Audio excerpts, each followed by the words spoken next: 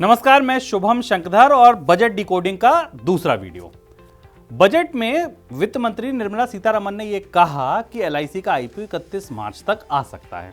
ठीक है भाई, मान लिया आ सकता है, लेकिन बजट के नंबर के अंदर आप झांकें, बजट के आंकड़ों के अंदर अगर आप झांकें तो वो कोई दूसरी ही बात कहते हैं।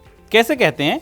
सरकार का यह अनुमान था कि विनिवेश से सरकार पिछले साल यानी कि जो मौजूदा वित्त वर्ष चल रहा है उससे करीब 1,75,000 करोड़ रुपए कमाएगी विनिवेश से। लिखते चलते जिससे कि आप भी ना भूलो और मैं भी ना भूलो। तो सरकार ने कहा था कि जो विनिवेश का लक्ष्य है वो है 1,75,000 करोड़। ठीक, अब बोला ये जा रहा था कि एलआईसी क्योंकि एक बड़ी कंपनी है, 10 लाख करोड़ के आसपास का वैल्यूएशन हो सकता है। हालांकि बहुत नंबर तैर रहे हैं बाजार में, लेकिन मैं 10 लाख करोड़ एक बीच का एवरेज ले रहा हूं क्योंकि 8 लाख करोड़ से 12 लाख करोड़ तक की बात हो रही है। तो मोटा मोटी बात ये चल रही थी कि 10 लाख करोड़ की एलआईसी का अगर 10% स्टेक बिकेगा तो 1 लाख करोड़ तो केवल एलआईसी से आ जाएगा। भाई बात मानी भी जा सकती है कि आ सकता है एलआईसी से, लेकिन सरकार ने जब आज बजट पेश किया और उस बजट के नंबर के अंदर आप झांकेंगे तो आपको पता चलेगा कि सरकार ने उस 1,75,000 करोड़ रुपए जो डिसइन्वेस्टमेंट से कमाने का लक्ष्य रखा था, इसको घटा के केवल 78,000 करोड़ कर दिया है। यानी कि अब सरकार को यह उम्मीद है कि उसे डिसइन्वेस्टमेंट से केवल 78,000 करोड़ रुपए मिलेंगे।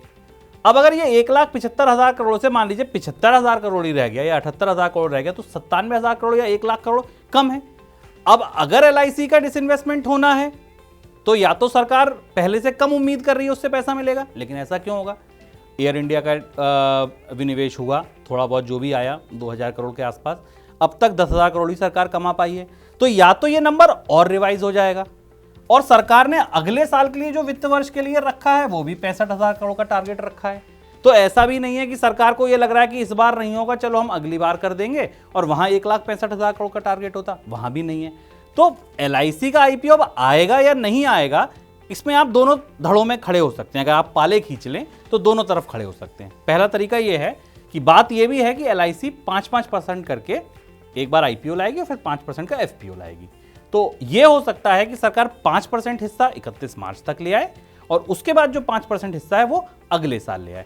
ये एक स्थिति बनती दिखती है, क्योंकि नंबर्स अगर आप देखें, अगर सरकार ने ये 1,75,000 करोड़ का 1,75,000 करोड़ ही रखा होता या 1,60,000 करोड़ 50,000 करोड़ रखा होता तो हम इस बात से पूरी तरह मुतमईन हो सकते थे कि सरकार एलआईसी का आईपीओ इसी वित्त वर्ष में लाएगी और पूरी कोशिश करेगी। हालांकि अभी तक ऐसा कहीं डिनाइल नहीं आया, वित्त मंत्री ने भी ये कहा कि हम 31 मार्च तक ले आएंगे, लेकिन नंबर जो बता रहे हैं वो मैंने आपको बता दिया। नंबर ये कह रहे हैं कि सरकार ने अपने विनिवेश लक्ष्य को करीब 97,000 करोड़ रुपए से कम कर दिया है।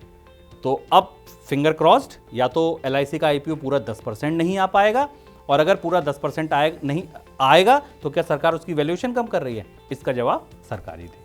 फिलहाल आप ये मान के चलिए कि अगर आप एलआईसी के आईपीओ का इंतजार कर रहे हैं तो शायद आपके हाथ मायूसी इस वित्त वर्ष में लग सकती है।